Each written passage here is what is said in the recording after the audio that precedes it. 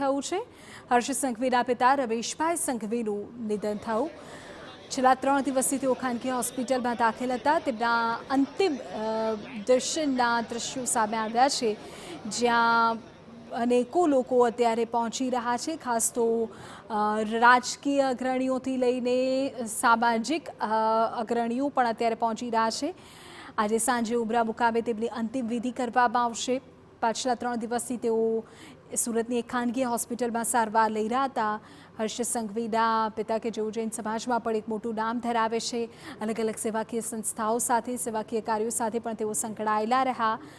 આ દ્રશ્યો સામે આવ્યા છે। આપ જુઓ, તેમના અંતિમ દર્શનના આ દ્રશ્યો છે કે જેમાં અત્યારે આસપાસના લોકો, પરિચિતો, પરિવારના લોકો, રાજકીય અને સામાજિક આગેવાનો પણ અત્યારે ઉપસ્થિત થઈ રહ્યા છે।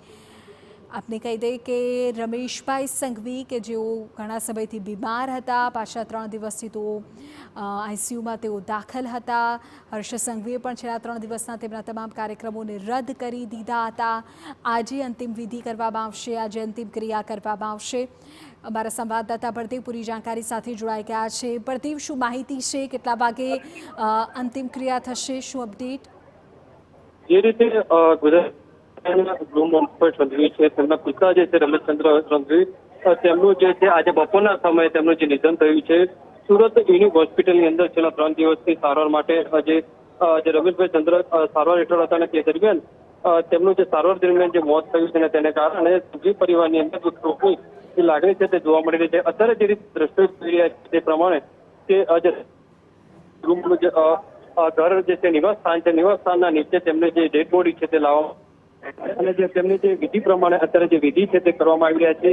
સૌથી મહત્વની વસ્તુ એ છે કે ગુજરાત રાજ્યના ગૃહમંત્રી જે હર્ષભાઈ સંઘવી છે તે આંસુ નથી રોકી શકતા, કારણ કે તેમના એક જે છાયો જે કહી શકાય છે, શસ્ત્રછાયા જે કહેવાય પિતાની તે આજે જે ગુમાવી છે તેના કારણે સંઘવી પરિવારની એક દુઃખની લાગણી જોવા મળી રહી છે। અત્યારે તમામ જે પરિવારના લોકો છે, સગાઓ મિત્રો છે, તમામ લોકો છે તેમના ઘરે નિવાસસ્થાને પહોંચ્યા છે અને આજે વિધિ પૂર્ણ થતાની ટૂંક સમયની અંદર તેમના જે ધર્મ પેલેસ છે ત્યાંથી જે ડેડ બોડી છે સ્મશાન યાત્રા નીકળશે અને ત્યારબાદ જે ઉમરા સ્મશાન ત્યાં લઈ જવામાં આવશે અને ત્યાં અગ્નિ સંસ્કાર।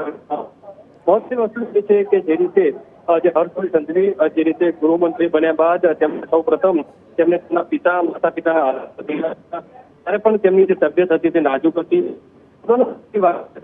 સમય પણ જે રીતે જે હૈદરાબાદ ખાતે તેમને જે સારવાર માટે લઈ ગયા હતા, ઘણા સમયથી વાત કરવામાં આવે તો જે તબિયત હતી તે નાજુક હતી।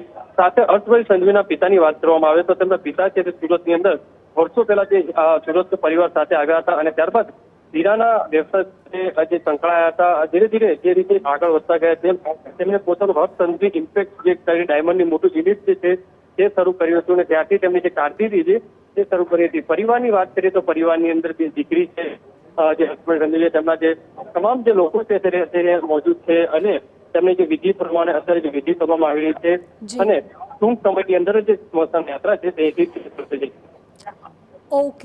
ઓકે બળદેવ, આખરે આપણી પાસેથી વિગતો મેળવીએ છીએ। થોડી વાર બાદ અંતિમ ક્રિયા માટે, અંતિમ યાત્રા માટે રવાના થશે, પણ એ પહેલાં અત્યારે તેમના નિવાસ સ્થાને મૃતદેહને લાવવામાં આવ્યો છે અને તમામ જે અંતિમ વિધિ છે તે થઈ રહી છે।